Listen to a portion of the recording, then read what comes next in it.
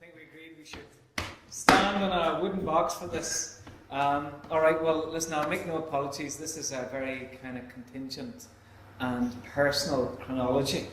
And I think I'm going to kind of hereby forgive all the kind of speakers who come after me for any imprecisions or factual inaccuracies or lapses academically, because I think this is very much about a kind of personal interpretation of this. I'd like to think maybe we're all here because to some extent or other we're invested or connected in some way to this work. So this is, I've called this on mute, to just take us through. This is a wee kind of email from Malcolm Dixon, which is in here for two reasons. When we were talking about pulling this together at relatively short notice, Malcolm mentioned the fact that he actually had a video of the Site Positions tour from 1990, which included a tiny little clip of the work at the very, very end of it that we're here to talk to tonight. So in this kind of exchange that Malcolm and I had, he couldn't be here tonight or he'd be speaking to one of the dates. He pointed out that, he says, you know, I suppose this might be interesting, the work in general, in terms of context and critical art practice that Site Position Project embraced. This idea that, you know, artists were interested in placing their work in context and a critical kind of condition. That was Site's position, so that's what they were aiming for. I'd also mentioned here, as he says, it's the great slag that he makes of me here. He says, you might spot quite a few people in there from the bus tour. The woman who's now the director of the Whitechapel, Claire Henry, and you looking like a Spandau Ballet groupie reject. Which I have a great deal in this section. So you'll also see George Riley in here, who's just sadly passed away.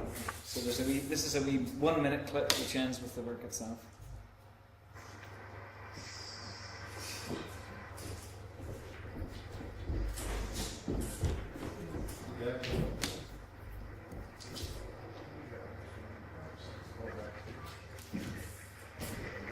Kathy Whitley, Ewan Morrison, Billy Clark, George Wiley, Craig Richardson. I know.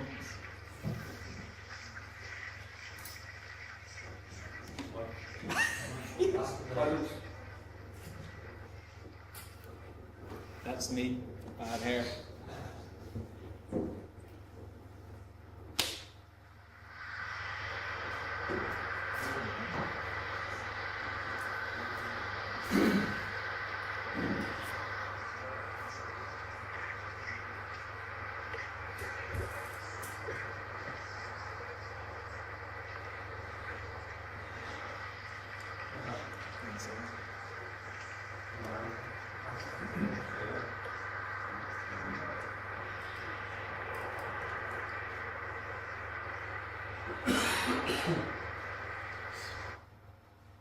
So that was the work in 1990.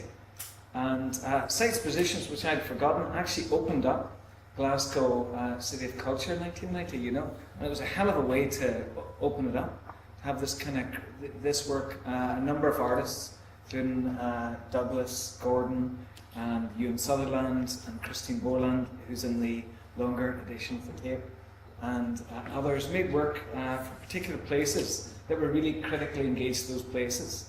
I'm not going to say too much about interpretation of what I think Douglas's work is actually about. Rather, I'd kind of like to weave a wee bit of chronology around it in terms of my own relation to the work.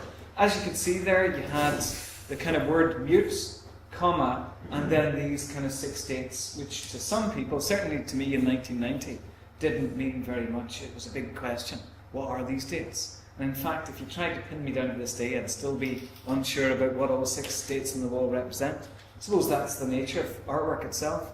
Contingent, it claims something, but it's sort of, you know, that is always slightly amorphous and slippy as well. Ross, who's sitting at the back, claims that it was his very hand that painted. Dave Allen and Ross actually painted the text on the wall. So this is the kind of defining image of the work as it was kind of burned into our memory. A photograph taken by Alan Dimmick from a flat overlooking the site. And you know, the work was kind of there. It was always there to be temporary, but it was one of those things that just got forgotten about. So if you kind of go to the next image, you know, you could see that kind of by the time that Ian Gale wrote in the Herald in 1996, you know, here we have one of Glasgow's sons who's just won the Turner Prize, and you come down to find their only existing artwork, permanent work in the city, completely overgrown and unloved and forgotten. And there's a number of images of the work from this time.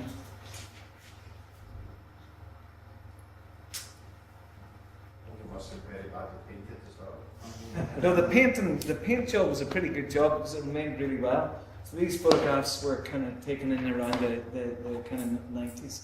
And I kind of used to kind of be interested in this work and used to journey the work and decided to kind of formalize a relationship to it, you know, about 10 years ago, I suppose.